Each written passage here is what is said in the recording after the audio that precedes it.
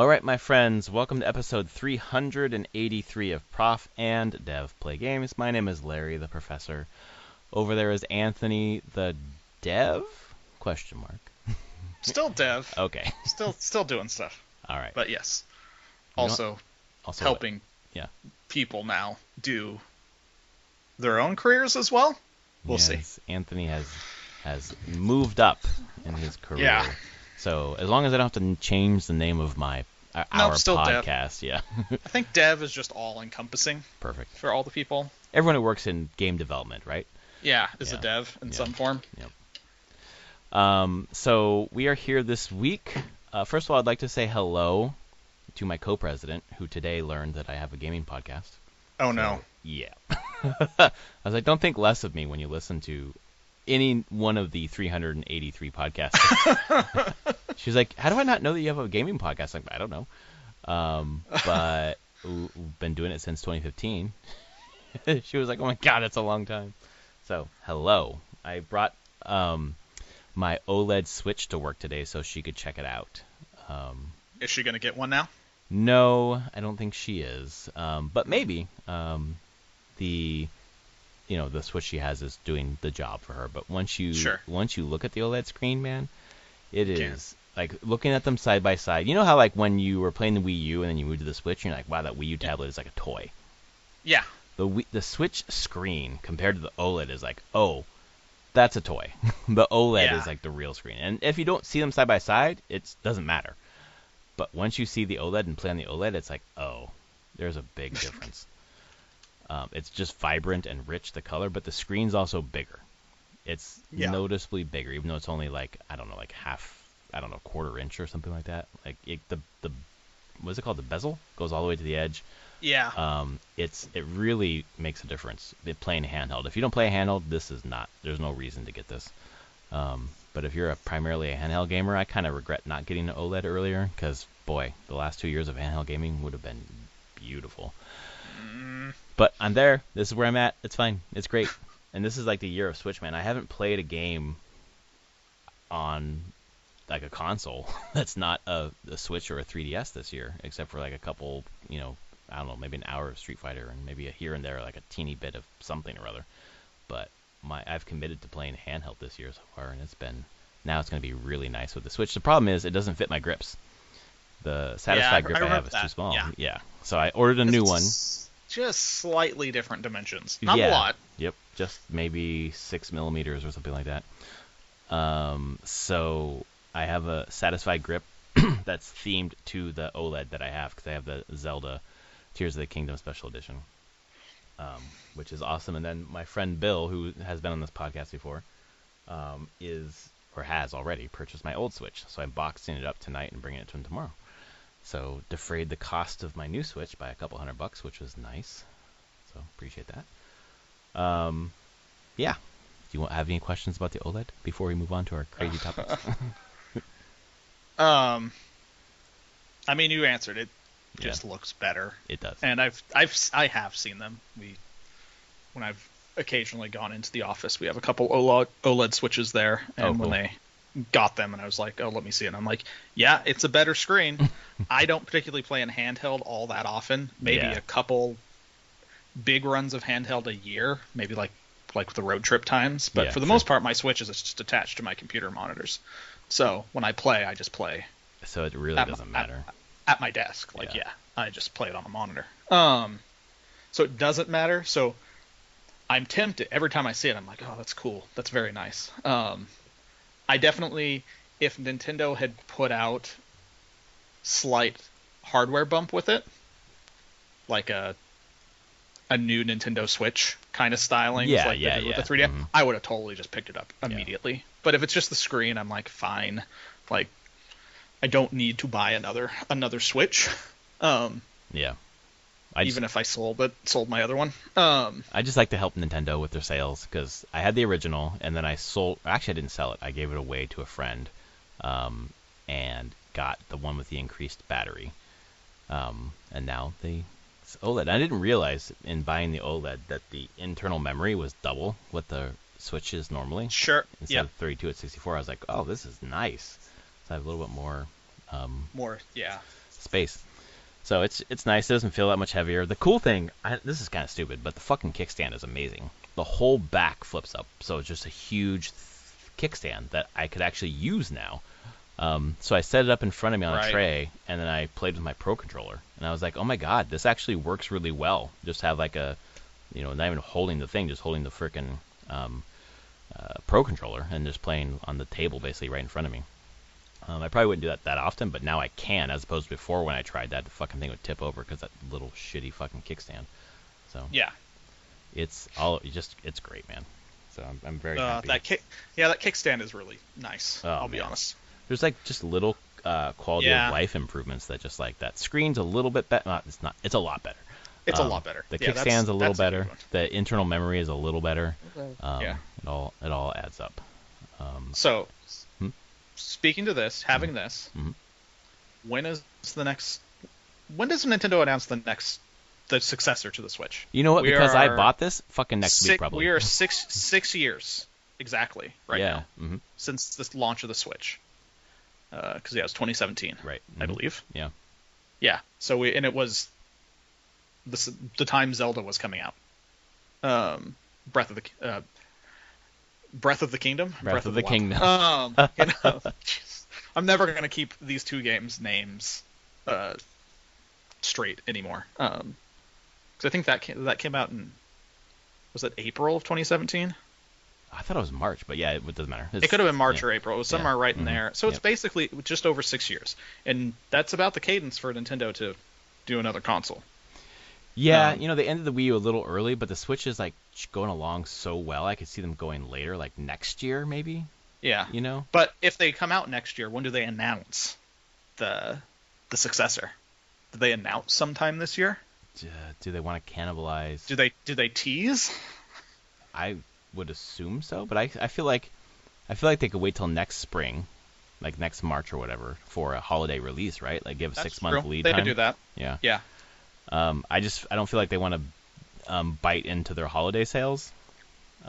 They definitely don't. Right. I don't think so at all. But also, I don't know. I haven't played Tears of the Kingdom yet, but they're still able to put out games that run well on the Switch, and they're not targeting third parties anyways. So yeah, I don't know.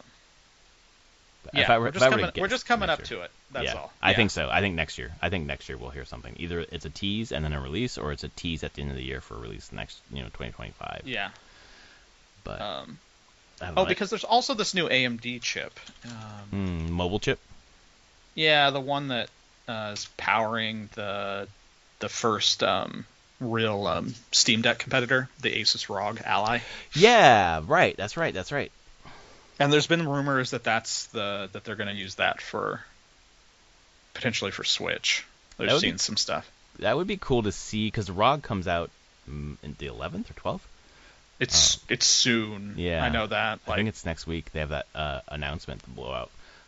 Yeah. So to see that in action, if that's the case, then you could be like, oh, this is what it might run on the Switch, because it looks like the form factor looks like a Switch, to be honest. It does. As opposed to really like a thicker Steam Deck, Yeah. It's the AMD Ryzen Z1 processor. Because what's in it? Right, a Tegra right now? Yeah, it's an NVIDIA thing. That's right. Mm-hmm. It's like this weird NVIDIA thing, which then also goes like, there's a good chance it doesn't do backwards compatibility if they switch chipsets. Well, okay. I was going to say, oh no, and then I'm like, I'm never getting rid of this Switch. Yeah. So it doesn't actually, for once, it doesn't matter to me. Yeah. Although you would like the old games to run better, I suppose. That would be the key part. Yeah. You're like, man, I would really love to see some of those games at a much crisper frame rates and resolutions. Yeah, like watching. Oh no, I guess it's Ocarina. But I think there's been like HD. I don't know what, not ports, but like HD Breath of the Wild on computer or whatever. People have yeah, you can emulate it and get some patches on it and run it at like 4K 60 FPS, and it looks incredible. I sort of want to find Ocarina of Time in that. I know that exists. I don't know how to get it or how to play it, but I think that's probably how I'd want to play that. Yeah. But I don't know how to do that. I'll figure it out. My daughter still wants me to find out how to play Zelda's Ballad, and it's like, I don't think that's going to happen. We can just watch it play through. Yeah. Oh yeah, that would be a hard one to probably do proper. But yeah, I think you're right. But man, I wanna Switch too. Come on, it's time. It's time, man. It's time. Just I don't know what they can do with the SKU so that's like not a new Switch, so they can keep building on the sales. I feel like I don't know if that's something they're interested in, but like a Switch Pro would still be the same SKU Yeah, like the that's PS4 true. Pro, you know? That's true. Buy Maybe them they another could do something like that. Yeah, buy them another like 3 years, right, on the Switch. I don't know. But then you've got the whole Yeah. thing like the Switch Pro can only play or the old Switch can't play these new games that are only on the Switch Pro like they did with the new Nintendo 3DS or whatever, so I don't know if that's good actually. Yeah. Yeah. Speaking of not good, Redfall. Did you see? Was it Skill Up? No, ACG. ACG. Yeah. Whoops. Who I find generally somewhat of a problematic reviewer. But, okay. I don't love how they review, but yes, they tore it a new one. Well, and they posted early. They posted at 10 a.m. Yeah, or excuse me, 11 a.m. and then it was supposed to be 11 p.m. But then reviews are out now, so I'm not sure what 11 p.m. it was supposed to be. So. Yeah, because the game was coming out. I don't know what it was because it was the game. I saw somewhere that the game was launching at midnight. Yeah, that's what I saw today too. But it came out like people were playing at 5 today. So okay. So I bet that's midnight GMT. And maybe the review embargo was 11 GMT. I don't know. Yeah, that makes sense. But either way, yeah, it's not good. But as I said, it's really, I stand by it. All games float around a review score average of 70 for the most part, even trash games. Yeah, it's at 66 right now. Which I know. I'm like, seriously, you read the reviews and you're like, why is this at 66? Yeah. Mm-hmm. This shouldn't be at 66, yet it is. There are some, obviously how averages work, but man, there were some really low fucking scores. So then people must have given it some really high scores for some reason. I haven't played it, so I don't know. But I feel good about my counter pick. That's my first counter pick that's popped so far. So it's below 70, so I'll get a couple of points. You get 4 points right now. Yeah, so, right now 4 points. Again, it should be lower, in my opinion. But it should. Yeah, it's a little interesting how it's not. Yeah, there's just a few in here that are like 7.4s. I mean, that's the thing. It's floating. A lot of just floating around 7s. Nothing is really higher than a 7. A random 8. No, there's 2 8s from international reviewers, but they are top critics on OpenCritic. So it weights it for them, I believe. I don't know. But then that GameSpot from Mark Delaney is like, woo, that's rough. And IGN's not up yet; it's still a review in progress, but they have some pretty not great things to say. So. Yeah. Definitely seems like it's been was not ready for prime time. No, people were saying please delay, and they didn't. So. Yeah, because bring up the other game that came out and is also in similar position, although reviewed much better, but still being dinged really hard, is Jedi Survivor. Like, Digital Foundry was like, in their statement on the PC version, they did a whole video on the PC version, and it's like awful performance and just super weird. They're like, their recommendation at the end was just like, this should not be for sale on Steam. Wow. Valve should remove this game from Steam. Wow. Like, this is a bad version of this game. It's unplayable. It's just a scam. It's like Cyberpunk. Yeah, they're actually like comparing. They're just like, it's not ready. It's not at all ready for a PC release. And then they did stuff on the PS5 and Xbox Series X, and it's much better there. There's still performance issues, but it's very playable on the consoles. But the PC side is just absolutely a dumpster fire. And did you see that statement they put out where basically they were blaming people for having like high-end hardware running on Windows 10 instead of Windows 11? I mean, they're blaming them, but I'm like, I get it. That's the complication of making a PC version of a game, and I'm like, that's why you needed more time. Yeah, like, exactly. And then there was the statement coming out from like there was a thing I saw, it was an interview, and it was a clip from an interview because people are like, oh, did EA push this out like to get out? And this person like, I wish I could find the name of who it was from Respawn that was given it was like, no, EA leadership would have given us as much time as we wanted, would give us more time. We just didn't want it. I'm like, bullshit. Like, we just didn't why want wouldn't it. you take it? Yeah. Our overlords that did everything right. It was just us who did things wrong. Yeah, we chose not to take that extra time that was given to us, which is possible that they're just like, there could have been strings attached to getting it out now. Sure. Oh, sure, like, of course. Yeah. Bonuses and things like that they want, but I'm like, yep. But my God, and Redfall the same way, and it's just like, how goddamn mismanaged can this all be? That's like, where I on kind of all lean levels. back to. Yeah, I mean, yeah, for sure at all levels. I keep coming back to like what you said repeatedly about how Microsoft does contractors and things. Is that something that's happening at Arcane? I doubt it. Okay. I mean, because this is Arcane Austin. Austin is Redfall. Yeah. Mm-hmm. Okay, so what has Arcane Austin done? I thought the last thing they did was Prey. Because Deathloop was France studio, I thought, but maybe I'm wrong. It was. It was Prey? No. Oh, Arcane Lion was Deathloop. Yeah. Mm-hmm. Arcane Austin. First title of it. Looking here. Prey was Arcane Austin. Yep.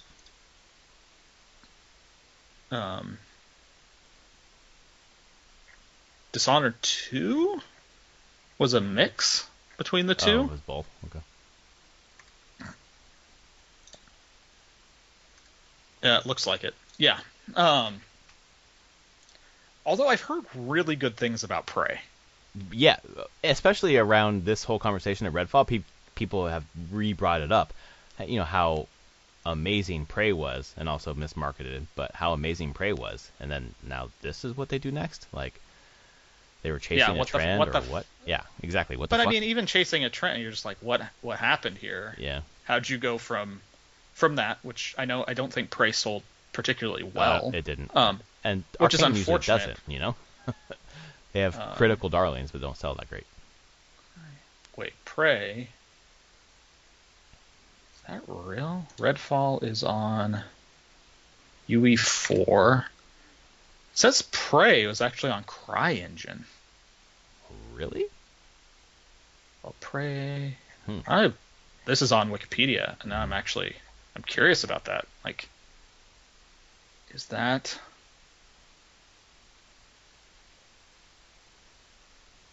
I don't know. I have to look it up, but I'm like, that's a weird thing. Yeah. Because that leads to me to believe, I'm like, okay, is Redfall the first thing Arcane Austin has done themselves that was UE4 only? Oh, right. Which could totally bite them in the ass. Yep. Well, the shader compiler. We were seeing it all over the place. Yeah. Jedi Survivor. Same thing. Respawn has experience with UE4, and that's one of the big complaints is like the shader compiling stuff that is actually doing nothing. It's doing nothing? Yeah. Okay, that was great. Digital Foundry was like, we're pretty sure this does nothing, because when it says it's compiling shaders, the GPU and the CPU usage don't change. Oh.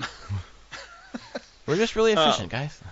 Yeah, so there's a part of me that wonders, like, some of this is all UE4 stuff, is companies now trying to push in a lot of new tech features into UE4 that just aren't part of UE4. Like, ray tracing is not part of UE4 by default at all. Like, that's a later thing. Well, that was hurting Jedi Survivor. It is hurting Jedi Survivor. That's one thing. There's just a lot of little things there that I'm like, I think the games that are trying to make now on UE4 are just starting to butt up against that technology. I mean, there's a reason why Epic went on to UE5. Yeah. Not that UE5 is totally separate from 4, but it does have some key differences in its like rendering pipeline, and how it handles lighting and textures and polygons, the whole thing. Yeah. Like, they redid a bunch of their rendering tech, so that they could do, like, you can pop up Fortnite and play all Fortnite all ray traced now, and it runs great, and looks good. But yeah, I think the devs are just starting to hit a wall at this point. And Redfall is totally that. And I'm like, I don't even know if they could salvage it really, based on the reviews or anything, and like reading about it. It's just like you developed yourself into a corner in a lot of ways. Yeah. But then again, I'm like, why would Microsoft?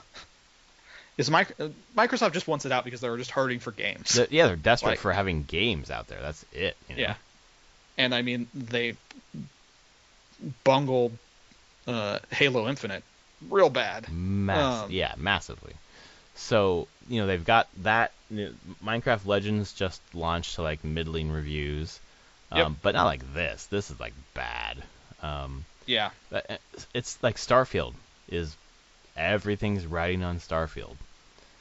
Which is terrible feeling on that part. That's really bad because Bethesda games, historically come out pretty much bug fucking riddled messes.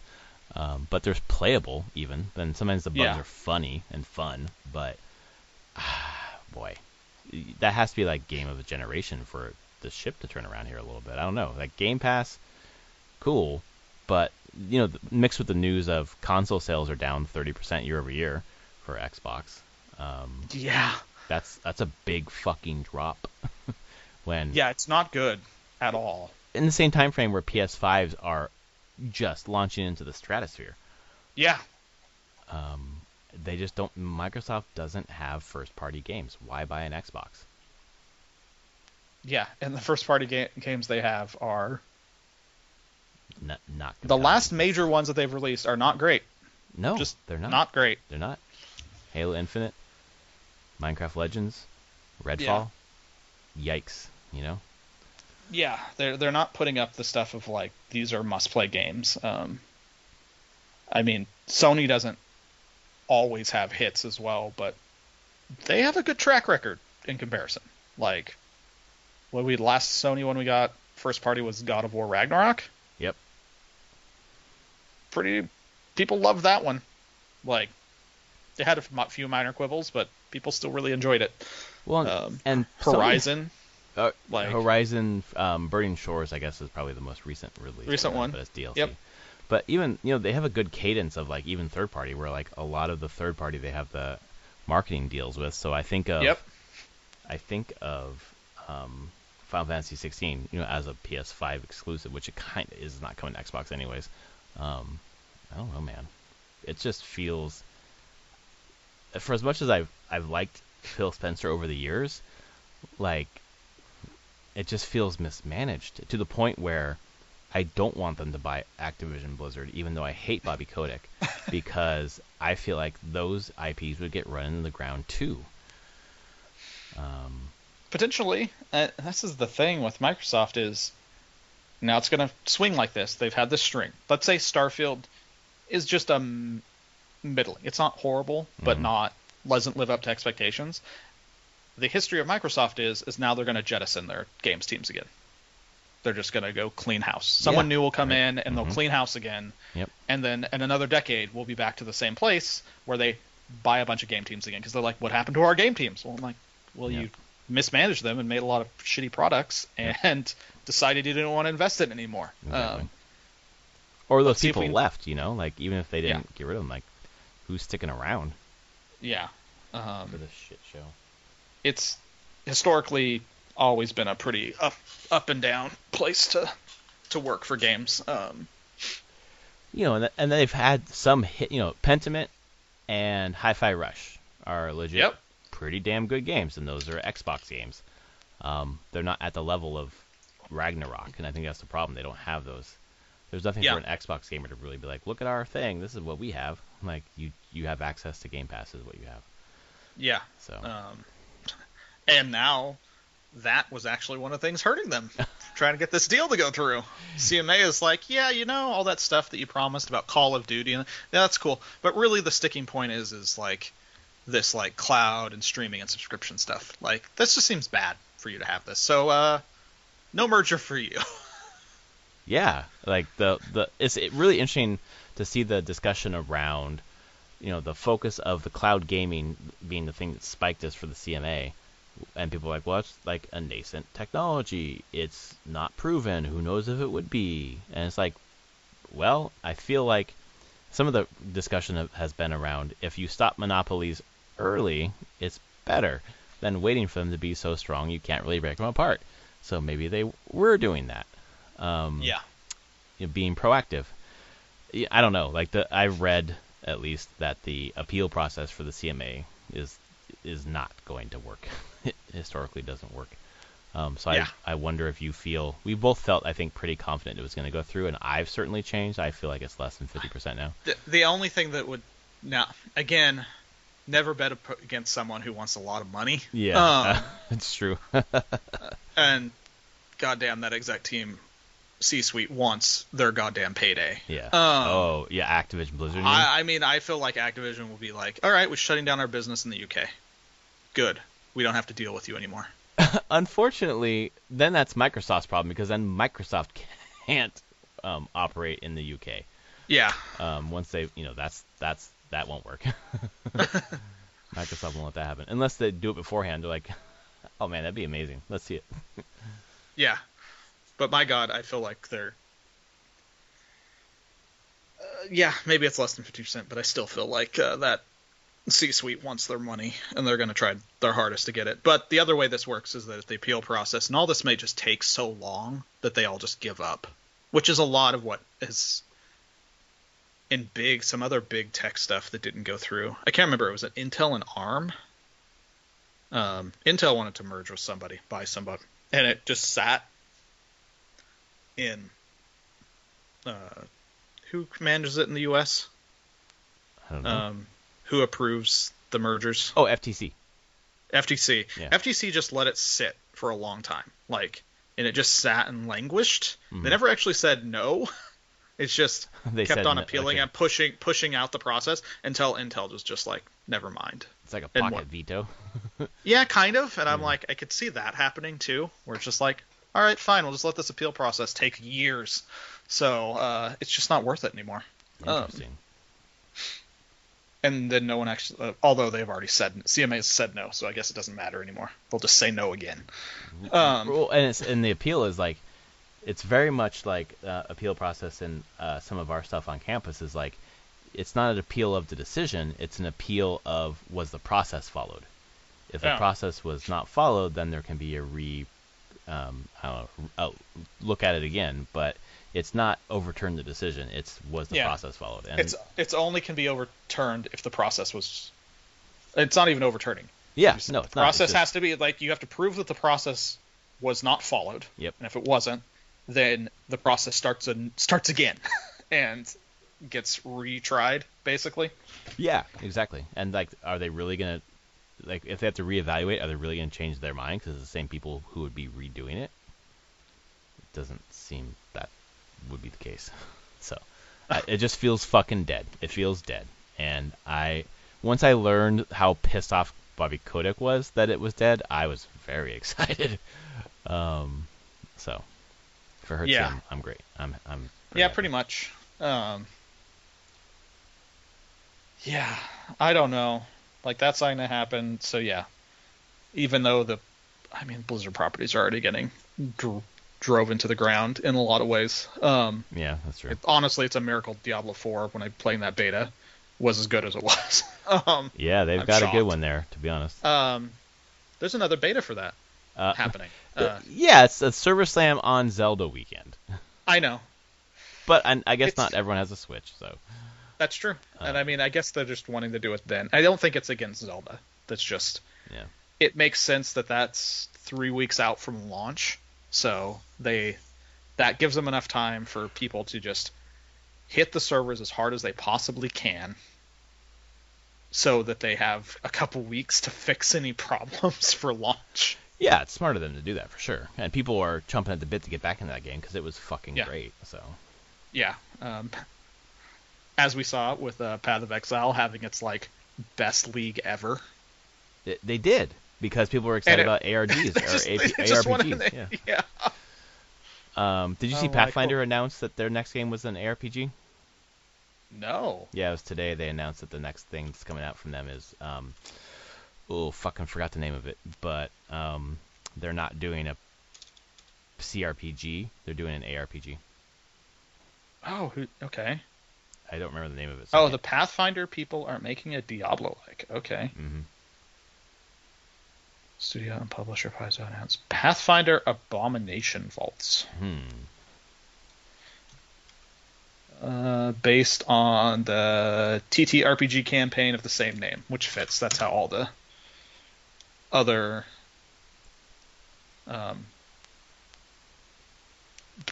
computer games in Pathfinder have been based on different campaigns. Yeah. It's going to be on Kickstarter. It is on Kickstarter. That's it. I think it launched on Kickstarter today. It's a pre-launch page. Okay. It hasn't launched yet. It launches... Oh, okay. I thought it was out today. Okay. No, they just put up the pre-launch page. Yeah. Sure. Notify me. BCOM Studios. BKOM is the dev. Don't know it. Neither do I. Who are they? Let's find out. Dare to play different is their slogan. All right. What games have you made? Show me our work. Our current projects.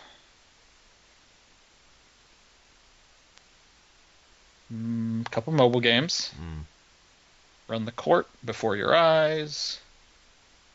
They did a mobile port of Before Your Eyes? Yeah. Oh, interesting. Mobile port of that. They're doing Sunday Gold is a PC game helped on. They did something on Age of Empires 4.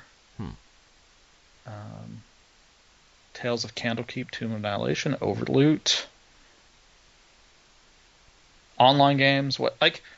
This is a fine way to form a studio. This is totally a studio that took work for hire games. Mm-hmm. And they did Star Wars Heroes Path, the iOS apps, and they did a My Little Ponies mobile games. So basically they just took a lot of work for hire, built a studio, made money, and then started shifting into making their own games. Great. That is a total way to go about it's way forward. Forming a studio. It's a hard one because historically a lot of companies, they get stuck in the treadmill of that work for hire kind of stuff and contract services. Right, you gotta pay the bills and you can never really get away from taking on you can't get away from it. Yeah. Exactly, it's a really hard thing. But it looks like they might have done it, or at least they're going to try. So I hope it's good. It looks interesting. I felt like the trailer I saw was super framey, and I was like, this is probably YouTube and not you guys, but I don't think you'd be like, here's our new game that we're going to put on Kickstarter, and it's choppy as fuck. So it's probably I'm looking at it right now just to...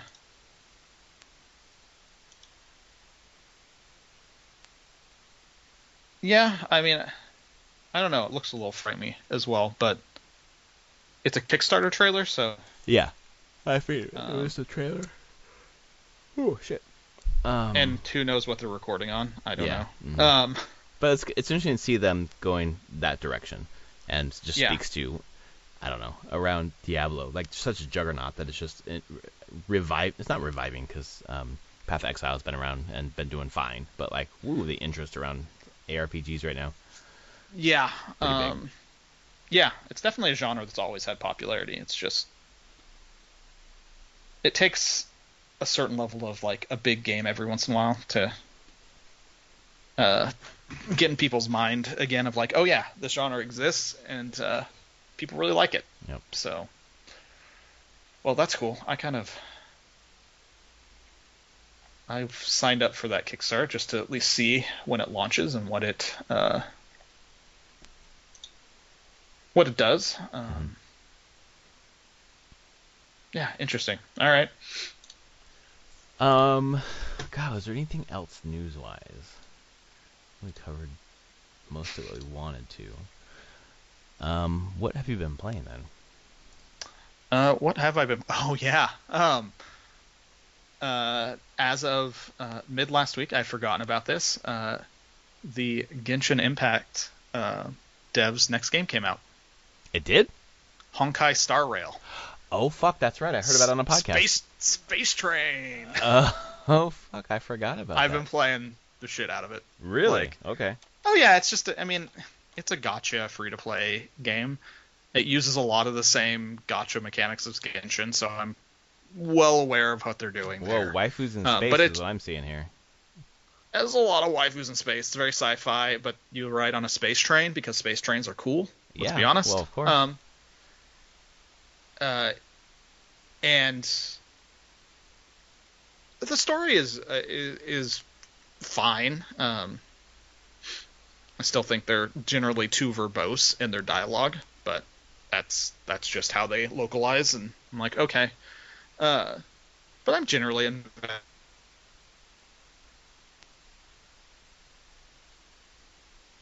Because I gave them $5. That was my sure. I've put a good chunk of hours into this. Here's $5. Right. But it's a JRPG turn-based combat. It's not actiony Genshin run around and do action combat. It's actually turn-based. It reminds me combat is somewhat like Bravely Default. There's an armor breaking system going on, okay. So it's a little bit more strategic, and everyone has ultimates that they charge up, and they can do their ultimates, and you try to combo through a bunch of stuff and do breaks and do shit tons of damage. So very, very different type of game than Genshin. And I think how's that really going other for people? games. Because the people were waiting for something Genshin-like. I think it had 20 million downloads within the first 24 hours. All right, I think that answers my question. Yeah, it's doing real well, I'm pretty sure. I don't know. I haven't seen anything on how well it's sustaining. Mm-hmm. And I don't know if we will anytime soon. So I have a hard time seeing this one actually beating Genshin for popularity. I think Genshin's much more just accessible. This one's weird sci-fi turn-based combat thing. But I will say that if you're playing this on mobile, turn-based combat is way more preferable to me on a phone. Really? You don't have to try to do your weird on-screen joystick and button presses. Yeah. Do you think it has a virtual joystick on the mobile? On mobile, yeah, because you have to move around the maps. Yeah, that's what I was wondering. But getting into combat is just enemies on one side, you're on the other side. Incredible amounts of polish, though. It's a good-looking game. So I just put a fair amount of time into it, just exploring its systems. That's mostly what I've been playing, though. I got the email because I pre-registered through Epic on it, and they're like, "Okay, you pre-registered this thing. It's out now." I'm like, "Oh, I completely forgot this was coming out." Thank you. I think that was I think that was Wednesday or something when it came out. I see it here on my phone. Honkai Star Rail. It's such a stupid name. It's really bad. I wonder how it plays on the phone. I'm going to download it and find out. I mean, it's going to probably be a huge fucking download. I'll tell you that. Let's see. I'll check it out. I'll take one for the team. See how it plays. Yeah. So that's it? That's what you've been playing? Have I played anything else? No. I should still play Final Fantasy VI. I haven't jumped into that. And then... did I play anything? You should beat Octopath too. You're still at the end, I think. I'm just getting trounced is the problem. Oh, still. Okay. Yeah. And the thing the obnoxious thing is the things that I would like to do, I have to go reset back. I have to go back a couple hours of progress. Oh, boo. Because it's you have to, when you go into this, it gives you a warning saying, hey, some things won't be accessible once you do this. Yeah, sure. The day-night cycle was not one of the things I thought would go away. And I need to be able to shift back to day because I need to use some of the path abilities in day for some of my characters to recruit some people. I see. Okay. And I can't. So it's that, or it just gets stupidly overleveled. And beat this one final boss. All right. People keep talking about how it's just a great story. Even if you don't beat the final boss, you've experienced most of it. Oh no, it was a great story up through to the end for sure. Yeah. To this beyond this. before any of this extra stuff that you can do. Yeah. All the arcs are quite a bit more fleshed out, and the characters are way more fleshed out than Octopath 1. Yeah, so that's awesome. Would you be surprised to learn that I was stupid enough to buy it? When? 2 weeks ago, I think it was. GameStop had a buy one get one free. Oh, they didn't they? I remember that, and I was like, I own most of these. I don't need to buy any of them. I felt the same way, except for there were two. I mean, the more I heard about Octopath 2, I'd probably pick it up eventually, but also I wanted to pick up Bayonetta 3. So I picked them both up and buy one get one free. So basically, I got it on sale. But I'm like, I'm still playing. Bryce, I'm playing the collecting game. I collect games. I don't have time to play them. But when I do, it's Skyward Sword, because I'm still going. Jeez. And I am in... There's like 3 temples at the end. I'm in the second temple now, the second sequence. But it's like each temple has like a collect... How much did you play of Skyward Sword? Not as far as you. Not nearly. Like, I think I made it through... Jeez, I can't even remember. At least, I think I made it through the second dungeon, and I was just like, I'm done with this game.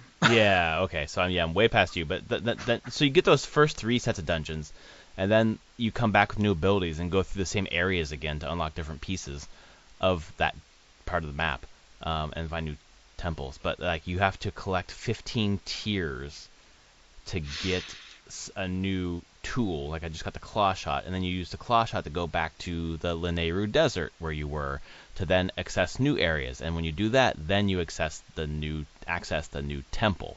So I'm just about to get into the second temple of the 3. So it almost feels like Wind Waker, where you feel like you're done and you gotta go collect the fucking Triforce pieces.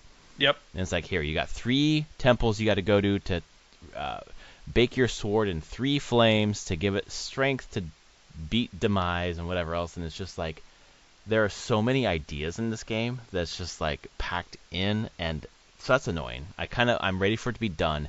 And the fucking controls, man. I'm fighting against the controls constantly, because it's changed from motion control to button control, which thank God. Mm-hmm. But I guess I could undo the Joy-Con and play like that, but I'm not.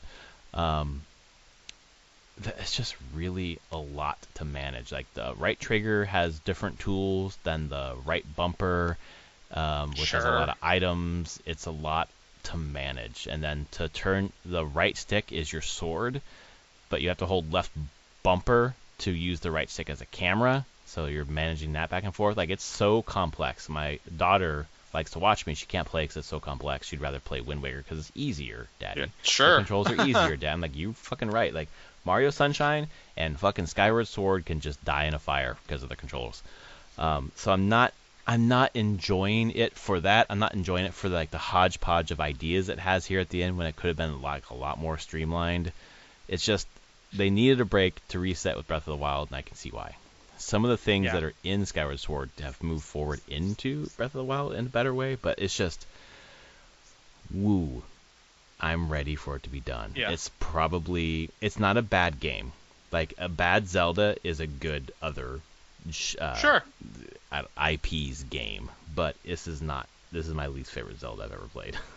Yeah, I mean, I was coming at it when I played from a different, like, I was playing it on the Wii, and like, I had to do the goddamn motion controls, and God, they were so annoying. I was just like, why do you think I was done? I was just like, I don't want to swing my goddamn sword this way. Can I just please press a button? Like, if I had to play with motion controls I've put 30 hours into this game so far. If I had to do any of that with motion control, I would have quit a long time ago. Motion control there, you had to do like hold the joystick to balance. Do you have to do that still? Only in a couple places, yes. Oh, God, that took me forever. It's just like, I hate this. Yeah. Like, this is the worst of motion controls. I don't need this. Like, I was not a fan. Yeah. So I'm trying to get through it before the 12th, obviously. But there are reasons why it probably won't matter, which I'll tell you off mic in case people are listening who I can't tell them why. So I'll tell you, but later. All right. Why it might not matter. But I think I might get to the end by then.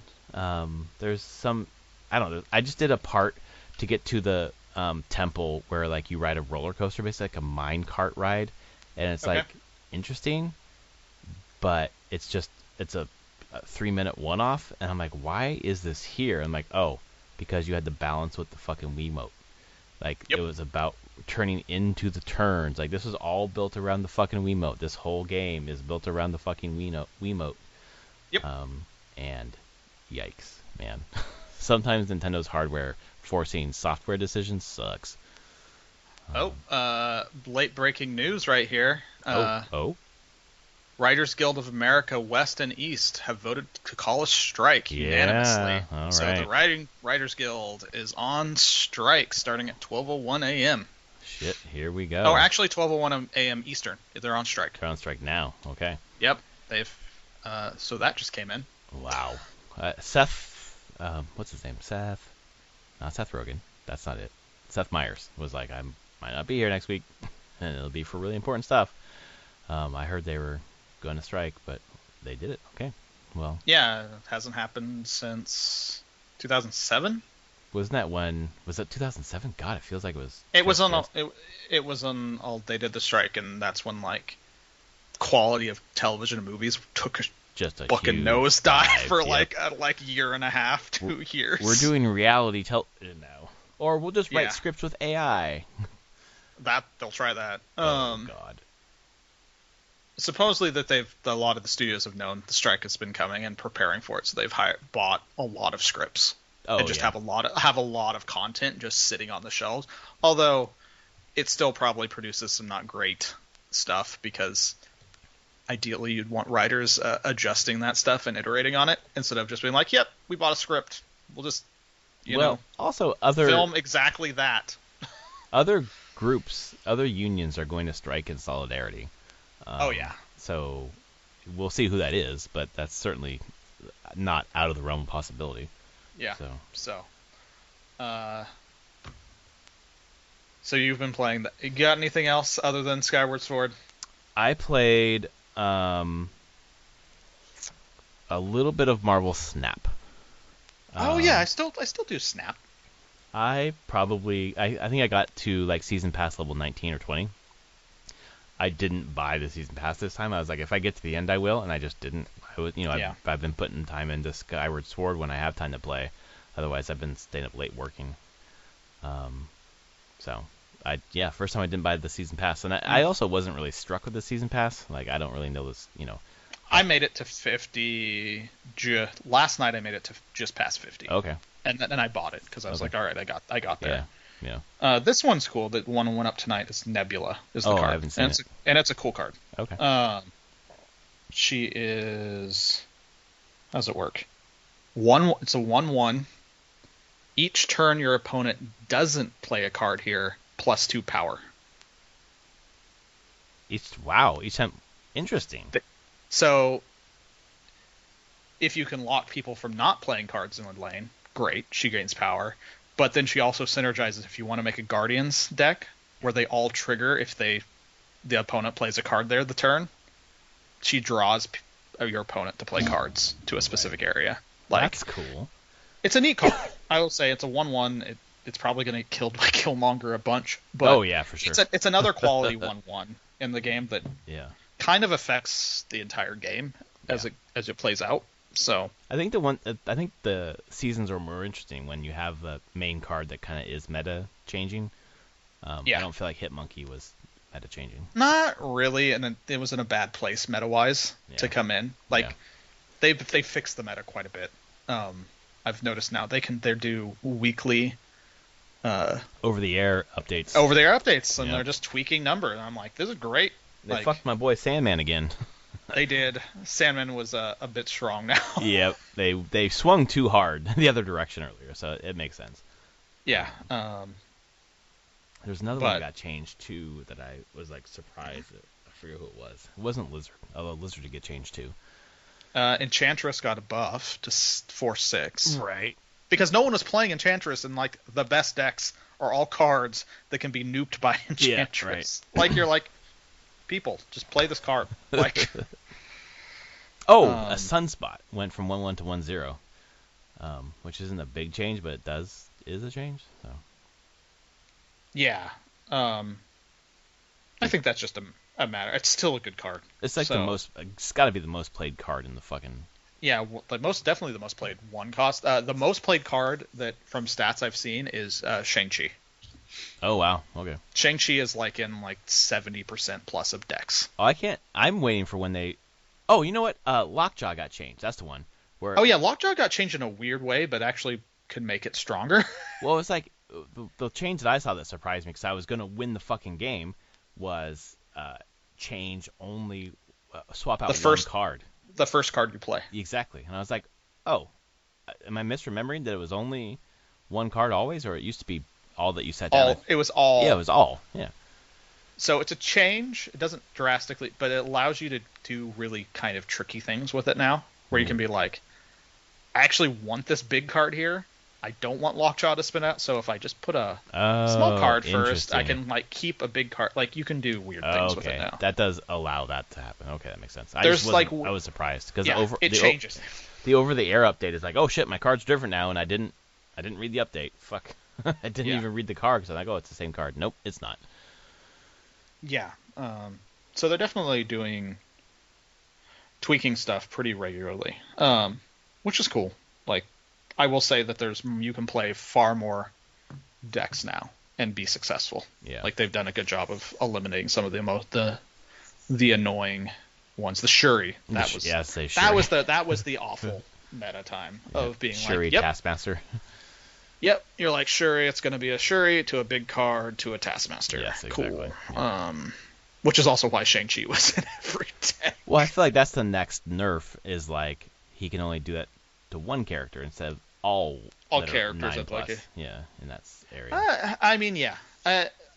Maybe they won't though, because that's just it allows you can still play around that. You don't have to stack all your big. You're just the same as when you play ongoing cards and Enchantress is a thing.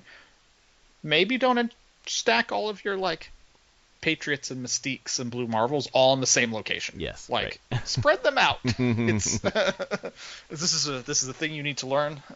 But those don't even need to be together, so there's no reason to put them together. So yeah. I've still been playing Snap. Not as much, but I usually try to do my missions, get those done. Yeah, man, I was so far behind. But continues to be a fun game. I'm enjoying it, especially now. Like I said, I feel like the meta is way more open than it's been since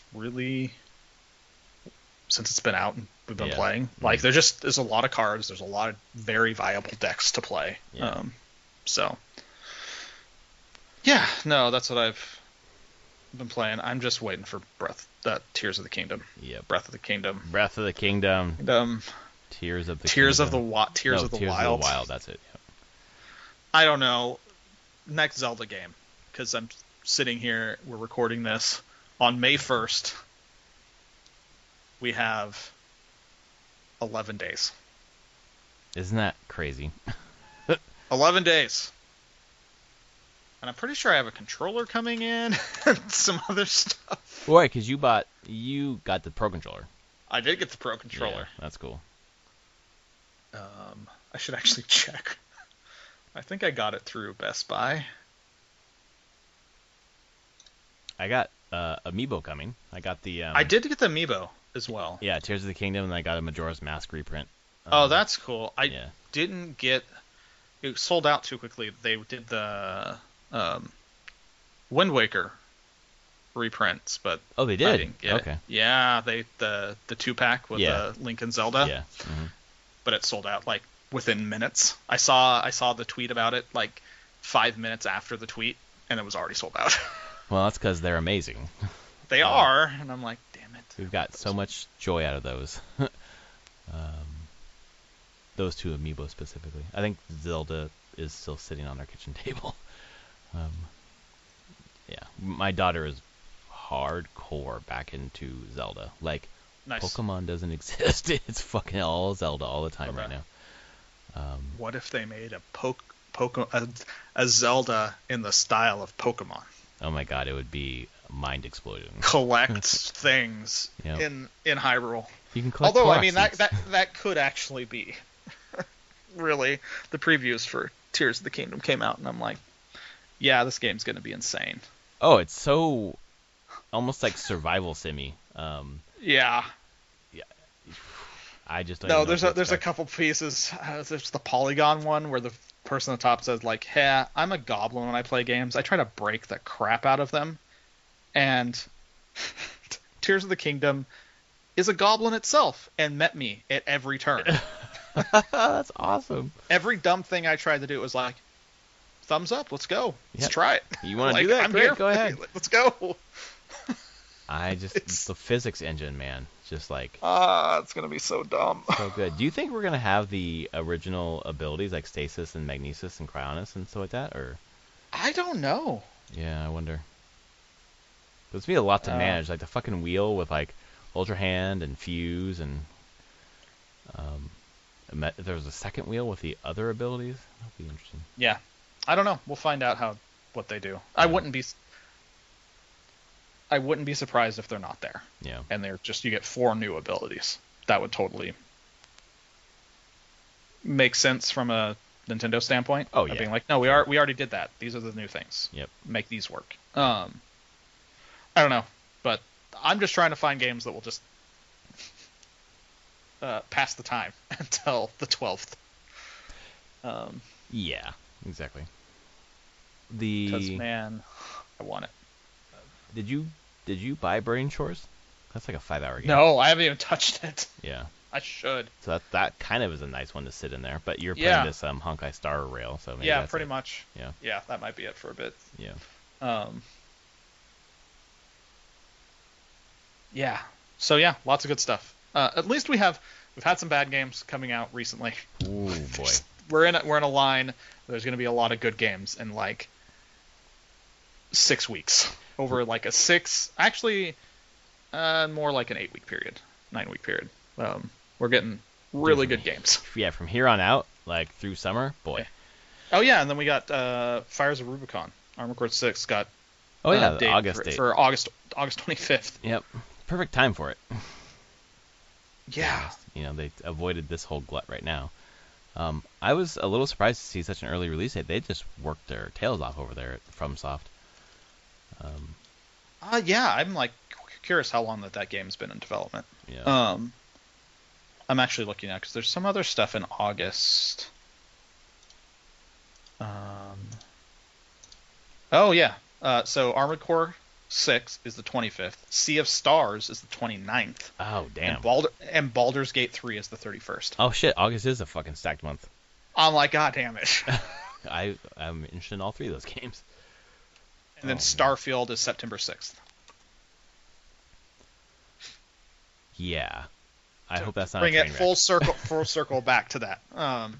But then there's that thing I sent you where it's like Starfield got announced for November, and then we know they said September, but come on now, it's Bethesda. Oh yeah. Maybe they will. We all know what's gonna happen. Like, hey, they can't have a fuck up. If they need to delay it, they will. They cannot have that fucking come out and fuck everything up. They will. But no, the end of August is actually pretty stacked as well. Yeah. Just in general, there's a lot of big games coming out, which now makes me curious. I'm like, well, I want Fires of Rubicon, but I also want Baldur's Gate 3, and there's 6 days between them. I'm like, that's not enough time. Like, well, you could buy it in early access, like earlier in the month, because you'd be so close to. Oh, that's true. I could buy it in like July and just be ready. Yeah, or even because if you play the early game, I don't know how much that's going to change between that and 1.0. Yeah. So you could buy yourself a runway. Yeah. Good thinking. Thank you. Every once in a while, I have a good idea. What a fucking tough life we have to be in the year. This is like another 2017. This is like a just banger year. Shit. Yeah. With my free time, I'm mostly playing games instead of making music. There you go.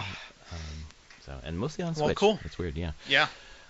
Anyway, this is episode 383. If you like our podcast, please rate us on your podcast service of choice. And we shall be back next week with, we're getting into pre-3, even though it's not E3 anymore. Yeah. So I'm sure there'll be some big fucking news. So. Yeah, definitely. And also avoid the internet folks for those Tears of the Kingdom leaks.